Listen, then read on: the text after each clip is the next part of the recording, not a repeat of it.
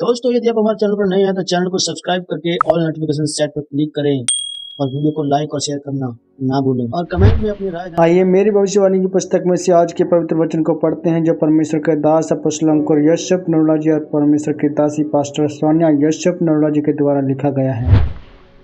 आज का पवित्र वचन यीशु के लहू से माफी, जैसे गलातियों की पुस्तक अध्याय 3 के 13 में लिखा है, मसीह ने जो हमारे लिए शापित बना हमें मोल लेकर व्यवस्था के शाप से छुड़ाया, क्योंकि लिखा है जो कोई काठ पर लटकाया जाता है वह शापित है। मेरे प्रिय, पुराने नियम में जब लोग व्यभिचार के कारण मर रहे थे तो परमेश्वर ने मूसा से कहा कि तू पीतल के सांप को क्रूस पर चढ़ा देना। अगर कोई सांप का डंसा हुआ व्यक्ति मरने वाला हो तो अगर वह उस लटके हुए सांप को देख लेगा तो वह ना मरेगा। तब फिर मूसा ने उस सांप को क्रूस पर लटका दिया, और जब किसी व्यक्ति को सांप डसता था और वह उस पीतल के लटके हुए सांप को देख लेता था तो फिर वह मरता नहीं था।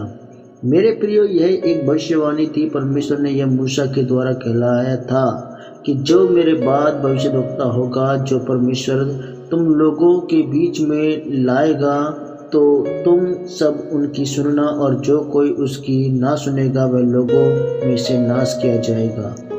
वह अपने पापों और बीमारियों में मर जाएगा, और जो कोई उसकी सुनेगा वह अवश्य ही बचाया जाएगा। बाइबल में लिखा है, जो कोई उस क्रूस पर लटकाया जाता है वह श्रापित है। प्रभु यीशु मसीह को यह पता था कि जो लोगों ने पाप किए हैं तो फिर मुझे इनके लिए कुर्बानी देनी होगी।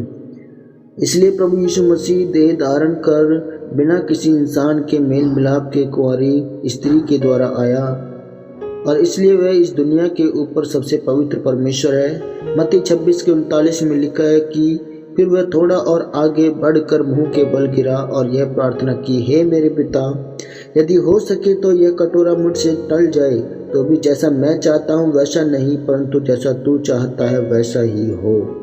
मेरे प्रियो, मैं आपको यह बताना चाहता हूँ कि यहोवा परमेश्वर इतना पवित्र है कि जब वह किसी पापी को देखता है और जब वह यीशु मसीह को अपना उद्धारकर्ता ग्रहण करता है तो परमेश्वर आपके सारे पापों को अपनी पीठ के पीछे फेंक देता है, यानी वह फिर आपके किसी पाप को देखना नहीं चाहता। दूसरा, जब व्यक्ति के अंदर पाप होता है तो वचन कहता है वह अपनी पीठ को उसकी ओर फेर लेता है, यानी वह उससे अपना रिश्ता तोड़ लेता है, और इसलिए इजरायली हराए जाते थे जब परमेश्वर उनकी ओर पीठ फेर लेता था। और जब दोबारा वह तौबा करते थे तो परमेश्वर उनके पापों को अपनी पीठ के पीछे फेंक कर अपना मुंह उनके आगे कर लेता था, क्योंकि परमेश्वर ने कहा था कि जब तुम इजरायलियों को आशीष देना तो यह कहकर आशीष देना कि यहोवा अपना मुख का प्रकाश तुम्हारे मुंह पर चमकाए, क्योंकि अब उसका मुंह तुम्हारी ओर है, ना कि पीठ। और जब यीशु मसीह क्रूस पर लटकाए गए थे तो उन्होंने क्रूस पर लटके हुए कहा कि एली एली लमा सबक्तनी, यानी हे मेरे परमेश्वर तूने मुझे क्यों छोड़ दिया।